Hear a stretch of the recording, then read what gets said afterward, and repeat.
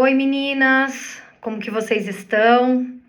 Vamos hoje para mais uma reflexão, mais um estudo e entrando nessa travessia estoica que a gente está fazendo o quê? A gente está costurando alguns princípios do estoicismo, mas não se fechando somente a ele, falando também sobre pensadores da contemporaneidade, sobre dispositivos de aprisionamento, do patriarcado e tudo mais.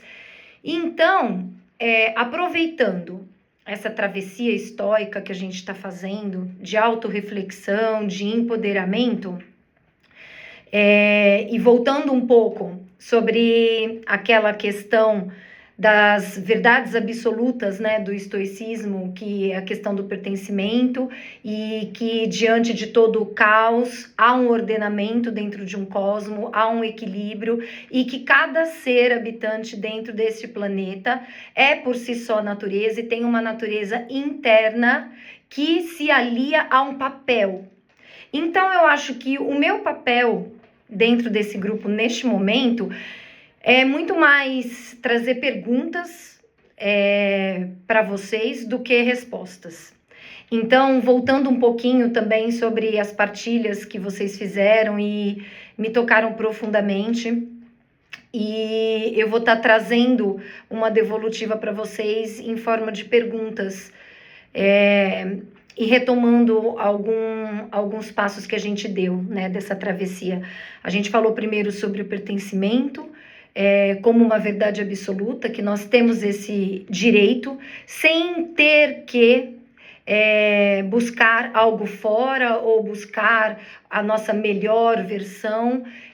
Nós temos esse direito de pertencer. E aí eu trouxe para vocês a pergunta: a gente se pertence, a gente pertence a nós mesmas, a gente pertence ao olhar do outro, a gente pertence a um tipo de personagem que a gente cria, né, dentro da nossa trajetória.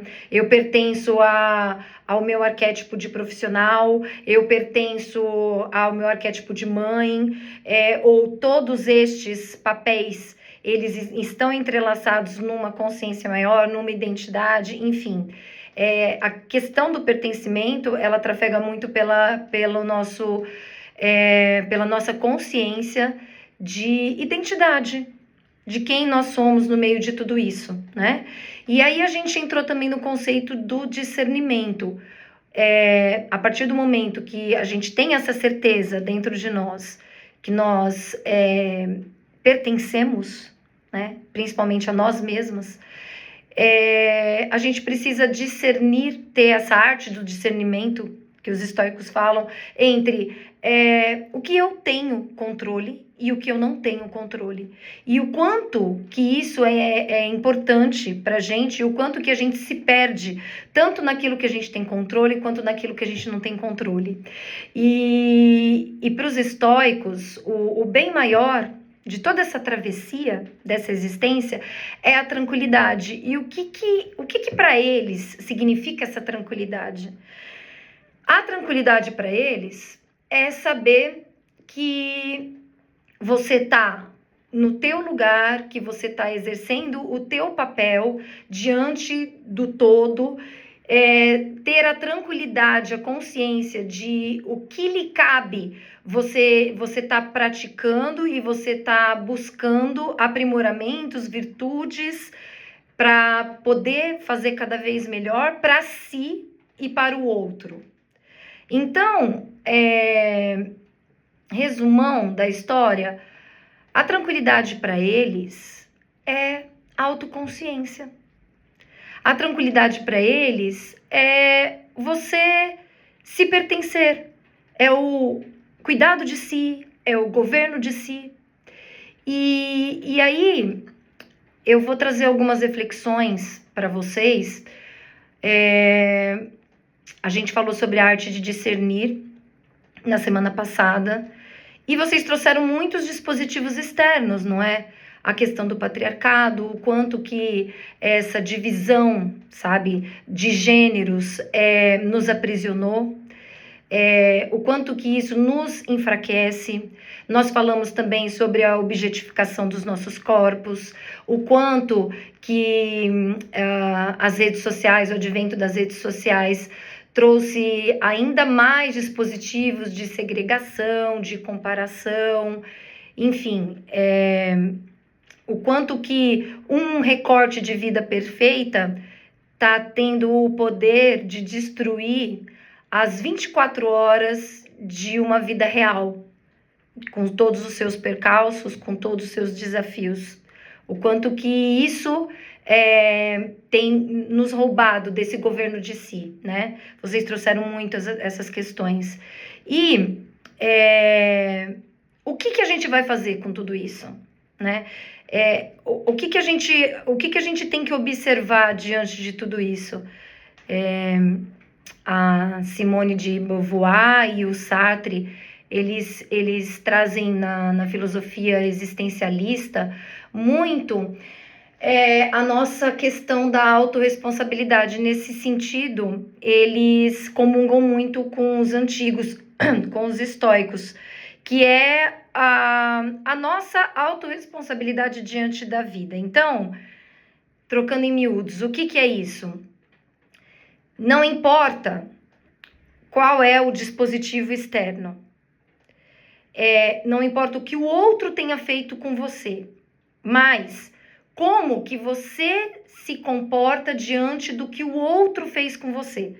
Então, por isso que eu deixei aquele exercício da gente discernir o que eu tenho controle e o que eu não tenho controle. Eu não tenho controle do julgamento externo, eu não tenho controle dos dispositivos que afetam não somente a mim como mulher, mas como outras também. Mas o que eu posso fazer em relação a isso? Para minha vida, lembra que é aquele princípio, pro meu bem e pro bem comum. Então, a gente tem que sempre olhar esses dispositivos externos de aprisionamento da alma, de aprisionamento do ser, com verdade. A gente não pode se fechar para isso. O que acontece? Quando a gente olha esses dispositivos externos que nos aprisionam, a gente precisa também praticar uma coisa fundamental, que é o poder de escolha. E esse poder de escolha, ele permeia uma coisa muito profunda, que é a nossa ignorância e a benevolência, mesmo que inconsciente, de estar dentro dessa ignorância. A ignorância não no sentido de declínio cognitivo, mas de ignorar mesmo. Então, a gente precisa olhar esses fatos externos, não ignorar que eles existem, mas, acima de tudo, olhar para dentro de nós, e aí entra esse princípio do cuidado de si, dos estoicos, para saber quais são os espaços internos que esses dispositivos nos afetam e como eu tenho de me comportar, quais são os princípios, quais são as atitudes, os pensamentos, quais são as marteladas nas crenças que eu preciso realmente tomar para mim essa responsabilidade para que efetivamente eu consiga ser uma alma liberta, mesmo diante de todos esses dispositivos. Eu acho que uma coisa muito bacana é a gente olhar, modelar essas mulheres maravilhosas, sabe, do passado, que romperam estruturas muito rígidas e tiveram essa coragem mesmo de entrar em contato com essa própria ignorância, de ignorar um fato e tomar consciência, tomar a propriedade de ter essa consciência. Porque o fato é que quando a gente vê, não tem mais como desver. Tanto o que está nos assolando externamente, quanto o que isso que a gente vê lá fora faz com a gente dentro. Não tem como a gente desver. Aí, quando a gente realmente olha para dentro e toma consciência, a gente entra num lugar extremamente desconfortável. Porque quando a gente toma consciência, a gente vai precisar agir. A gente vai precisar realmente sair daquele espaço. Então é por isso que a ignorância, muitas vezes, ela é escolhida de forma inconsciente, porque é uma ignorância, mas é um lugar que a gente já conhece, sabe? Às vezes a gente tá numa situação que é extremamente desconfortável, mas é uma situação conhecida. E para a gente olhar aquilo e tomar consciência, tomar propriedade de autorresponsabilidade da vida, se a gente olhar isso com consciência, isso vai exigir de nós um enraizamento, um sentido de pertencimento, independente de qualquer circunstância, muito forte. Um governo de si muito forte. Para que a gente não quebre na onda, porque a gente vai estar tendo que remar contra a maré. Então, depois eu vou deixar um vídeo um vídeo incrível que eu vi essa semana e de uma feminista falando sobre isso, que muitas vezes nós mulheres escolhemos a ignorância. Escolhemos a ignorância porque é uma ferida já conhecida. O fato de ignorar que tem coisas doendo, que tem coisas machucando. Você tomar consciência é um salto para o desconhecido. Porque automaticamente vai fazer com que você tenha que agir. E eu vou partilhar uma coisa com vocês. O quanto todas nós temos espaços de ignorância. Eu, há pouco tempo, há um mês, eu descobri que eu tô com osteoporose, o grau altíssimo, com alto risco de fratura. E isso mexeu tanto comigo, mas tanto. Assim, tudo bem, eu tô no climatério, eu sei que isso acontece com muitas mulheres, pode também ter algum tipo de carga genética, mas eu poderia me contentar com essa narrativa. E aí, eu abri o Quarto do Barba Azul. Para quem não conhece, é uma história, um conto, dentro do livro Mulheres que Correm com os Lobos. Eu incito fortemente que todas vocês leiam. Mas nesse quarto, né, metaforicamente, habita o nosso predador interno.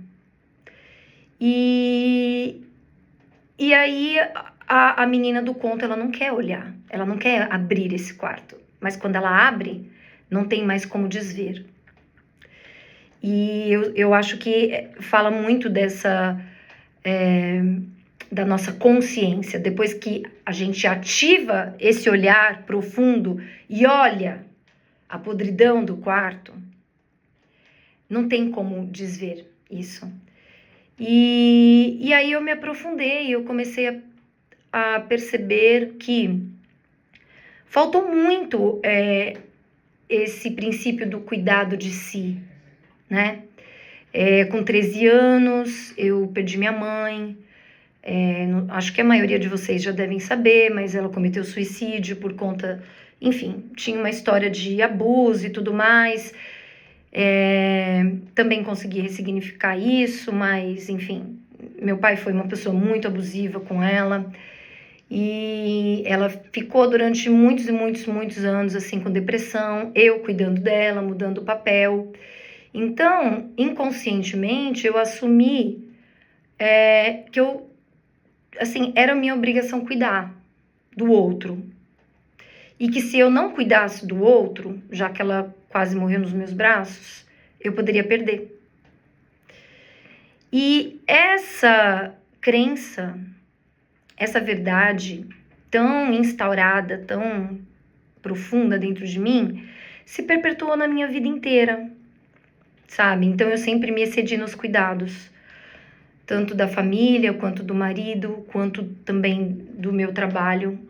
Quem me conhece sabe que no Brasil eu tava assim, era 24 horas disponível para qualquer mulher que precisasse. E o que acontece? Esse cuidado excessivo foi uma negligência muito grande com a minha própria jornada, com essa coisa do cuidado de si. Então, foi um doar tão desproporcional que eu não me coloquei no lugar de receber. Então, também tinha essa questão do merecimento. Não mereço receber, sabe?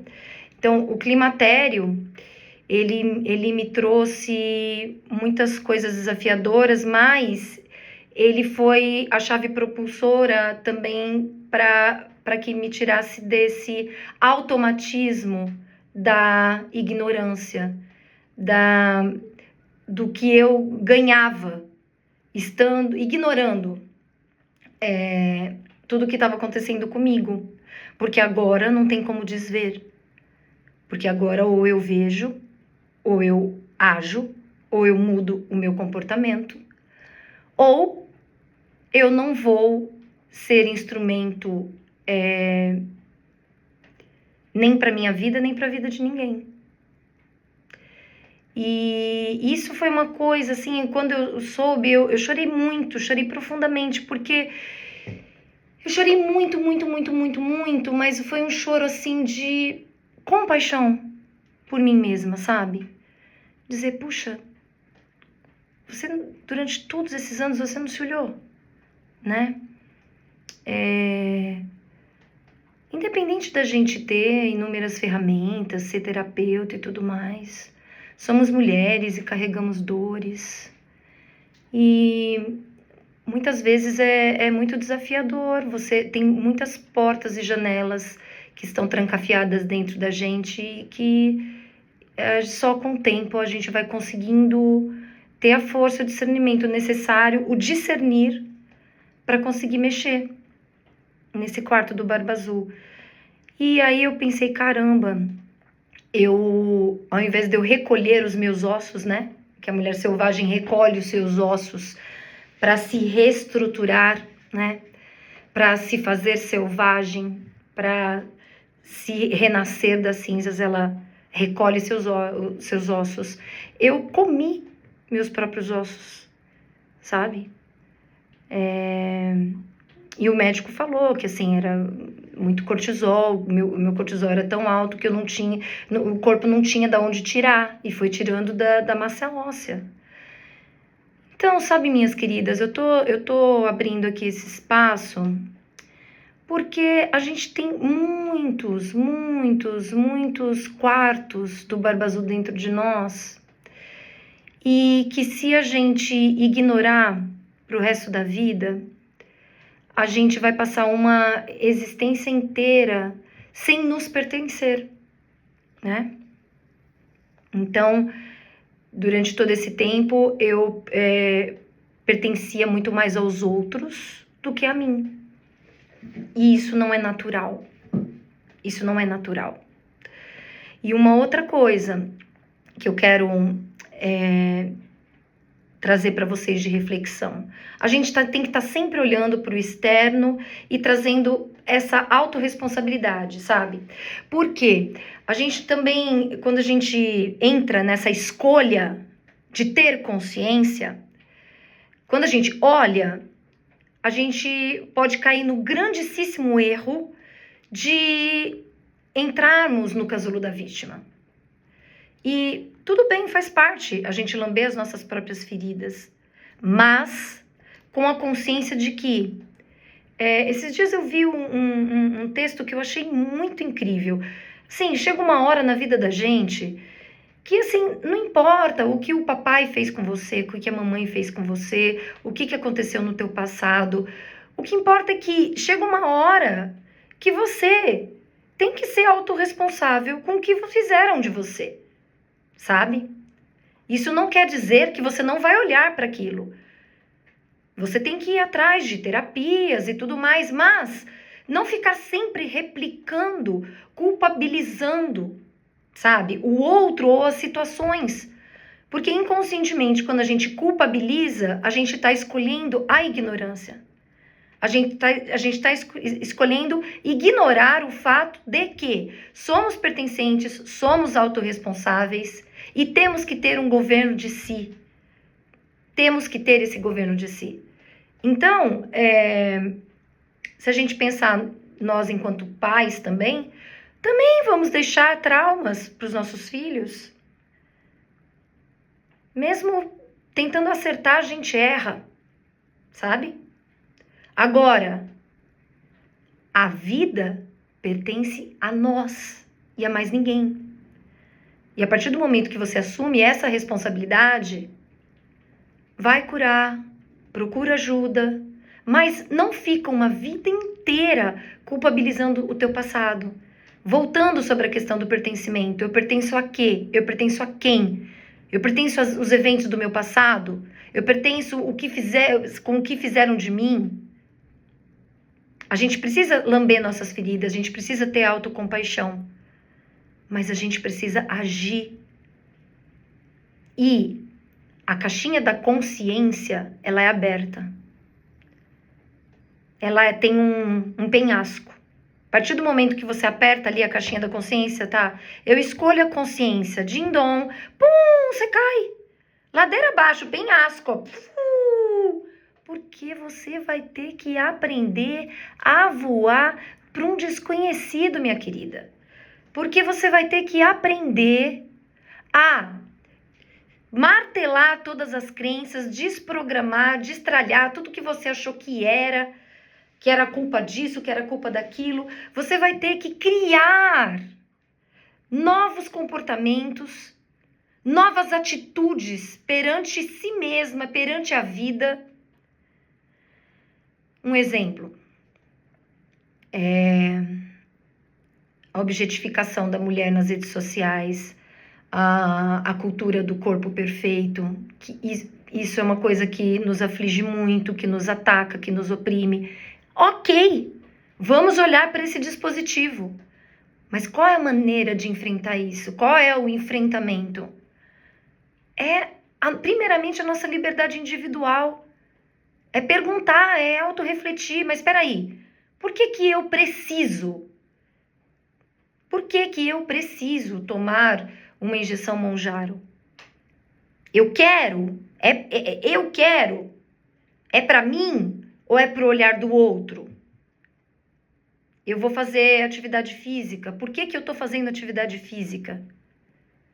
É para mim? É para eu ter mais saúde? Sabe, para eu me sentir gostosona, sabe, empoderada, lindona, para eu me amar, para aumentar minha autoestima? Show!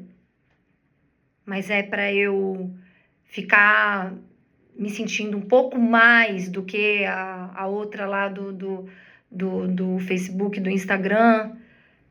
Ou é para, quem sabe, mudar o olhar do meu marido em relação a mim? Enfim, a gente tem que olhar se as nossas atitudes, elas pertencem à nossa consciência ou à nossa ignorância. Então, a gente fez muito o nosso trabalho, o nosso exercício de discernir o que eu tenho controle e o que eu não tenho controle. Mas o que você tem controle? Você está controlando? O que você tem controle? Você está tomando o teu poder de escolha e escolher a consciência e a partir disso entrar numa caixinha de desconforto, porque a consciência é um lugar totalmente desconhecido e a ignorância, ignorar onde é que esses dispositivos de poder te afetam, te leva a um descanso, te leva a um entorpecimento, uma alienação, uma perca de tempo da vida. é um conforto, a gente fica confortável. Então, assim, os dispositivos externos existem, né? Os dispositivos de alienação, de perca de identidade. A Hannah Arendt, que é uma filósofa contemporânea também, que ela tem um livro chamado As Origens do Totalitarismo. E ela conseguiu escapar, né, do nazismo e tudo mais. E ela fala que um dos principais dispositivos de aprisionamento que o regime totalitarista faz, e no caso eles fizeram com os judeus, era colocar eles para uma ação sem sentido, sem finalidade. Então, ou seja, eles faziam os judeus carregar pedra de um lugar para o outro. Levava a pedra de um lugar, depois voltava para o outro, voltava para o outro, voltava. O tempo todo fazendo a mesma coisa. O que isso acontecia? A pessoa perdia a identidade. Porque o nosso ser, ele depende de ações com sentido, com finalidade, sabe? Que nem o mito de Sísifo, do Alberto Camus, que o castigo, né, de Sísifo foi levar uma pedra até acima da montanha, e aí a pedra, quando chegava lá em cima da montanha, descia tudo de novo, e ele subia, e ele ficou eternamente fazendo isso. Isso é o pior dos castigos da alma. Por quê? Porque é o aprisionamento do teu ser, da sua identidade. Agora me diz, se a gente não tá num automatismo desse, né? Às vezes a gente passa o dia inteiro num automatismo. Você acorda, vai trabalhar, cuida do filho e não vê sentido em nada. Então, quando a gente vai se enchendo de tarefas vazias, sem sentido, sem finalidade, o nosso senso de identidade vai se esvaziando. E aí a gente vai se entregando cada vez mais para a alienação. Por isso que é importante vocês refletirem, sabe? Teve uma época também, quando eu trabalhava no banco, há uns 15 anos atrás, né? Que eu já não aguentava, eu saí de um banco e fui comprada para um outro banco.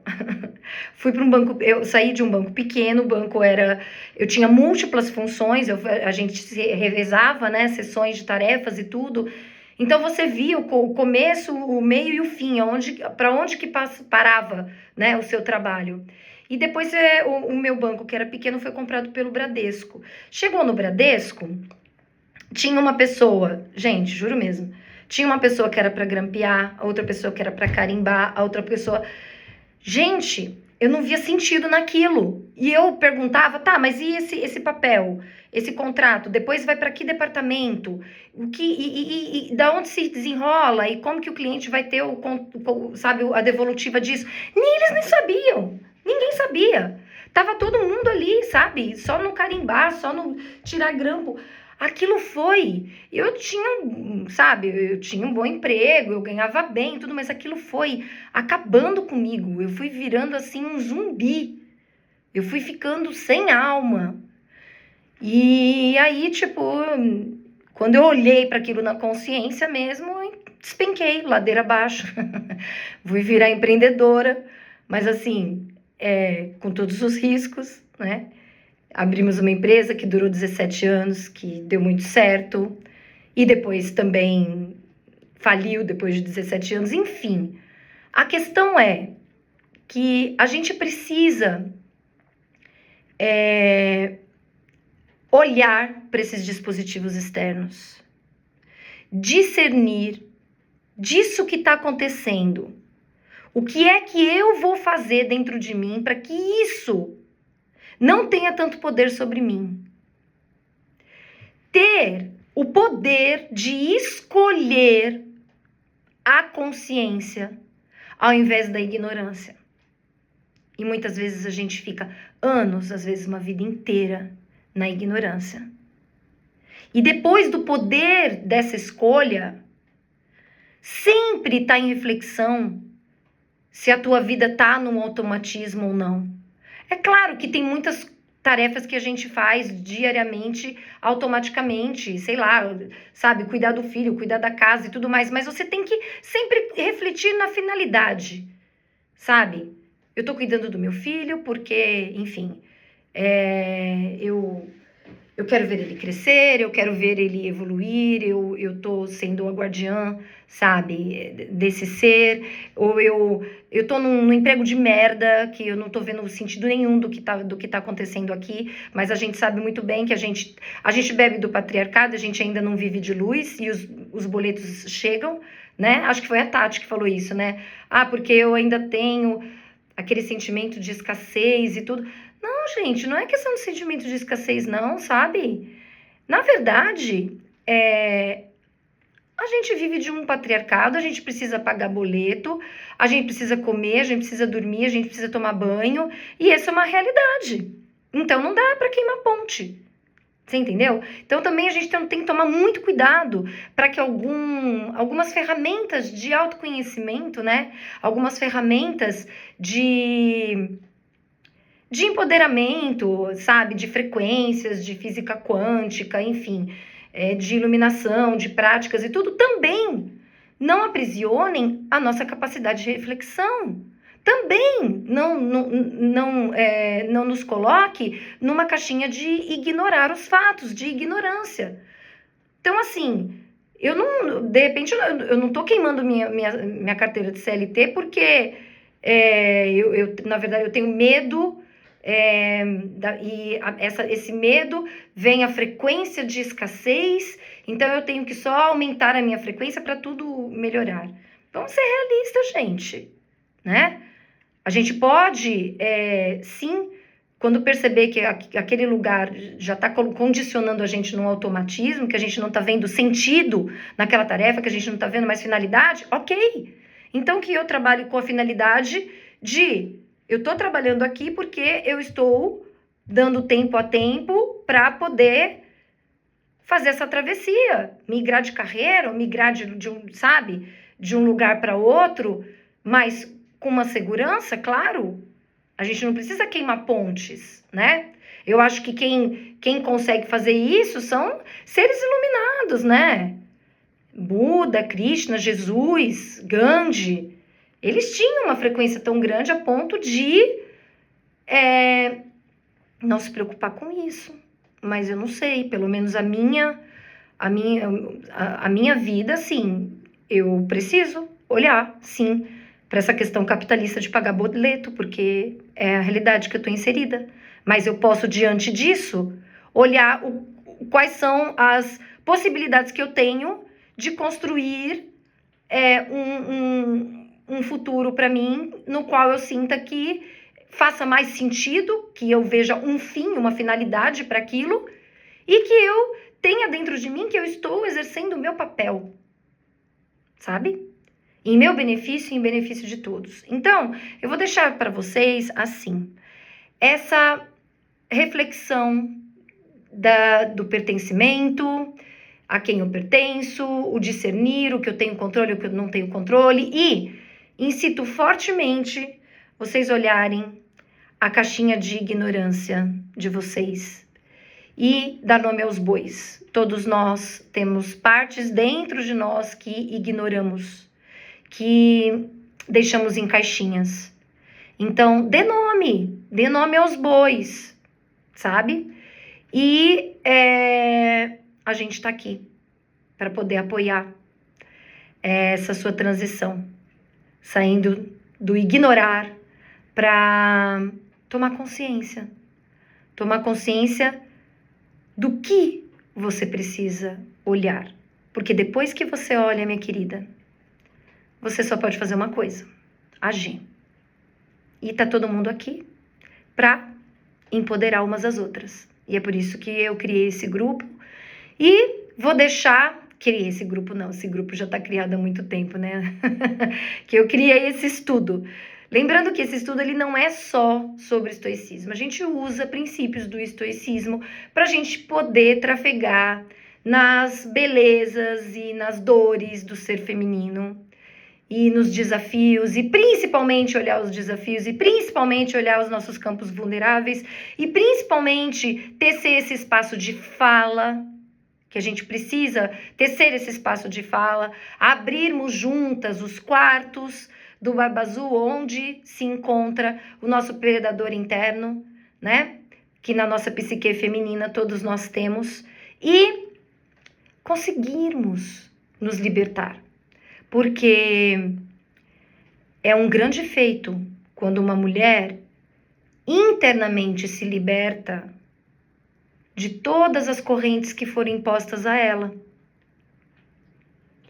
Mas para isso, precisa de um tantinho de coragem. Um beijo para vocês.